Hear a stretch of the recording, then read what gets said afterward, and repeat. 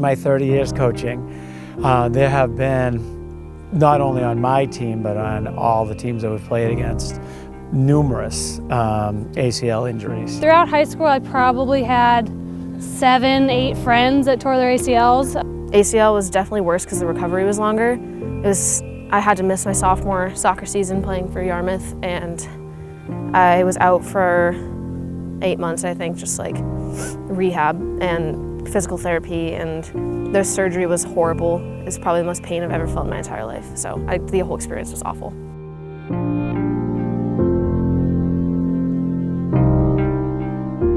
The first time I tore my ACL was in 2006. I was a senior in high school, and then I tore my ACL a second time my junior year of college, again after my senior year of college, and then again 2 years ago, I think, but I just had surgery for that about 8 weeks ago. Tearing of the ACL in girls is actually an epidemic right now. It's a problem in every single sport, soccer and basketball specifically. But with these PEP programs, with these prevent injury and enhanced performance programs that concentrate on alignment and landing mechanics, you can prevent these injuries from happening. They've really looked at this from a biomechanical perspective, and that you can teach girls how to absorb the shock a little bit better, and in so doing, protect the ACL.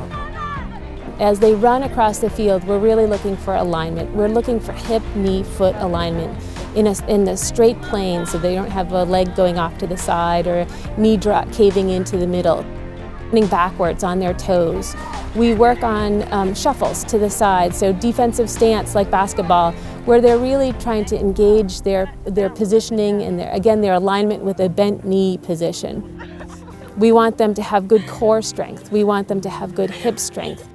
It's pretty evident, you can tell by the way their knees kind of cave in during some of those exercises that, hip musculature, the core, trunk, kind of pelvis is all weak. And so that's what primarily accounts for those bad biomechanics.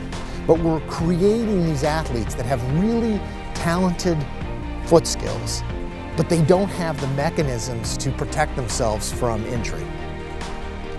I have really come to appreciate and respect what we're trying to do, and also I've come to recognize that my job as a youth coach is to provide more than just skill sets for the athletes, but it's also to provide them opportunities to take care of themselves.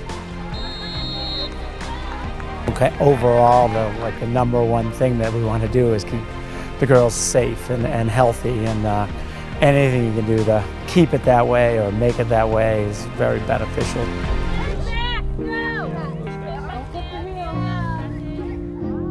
I actually do feel myself getting stronger as I'm doing them, which I think is really cool, that you can feel that even over the short period of time we've been doing it. We're providing less cues as the students, which is the goal, because we're not going to be there forever. We want them to be able to do it and it be ingrained and kind of have the muscle memory that that's what they're going to do in games as well. Get those butts down. It becomes a muscle memory thing where whenever you do the thing, it just happens automatically. You don't have to think about it.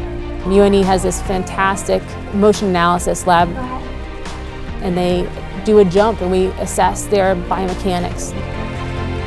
We go ahead and have them come back into the lab again at the end and have them jump again. And so the idea is to try to take a look and see how much more strength, how much they're improving during that time.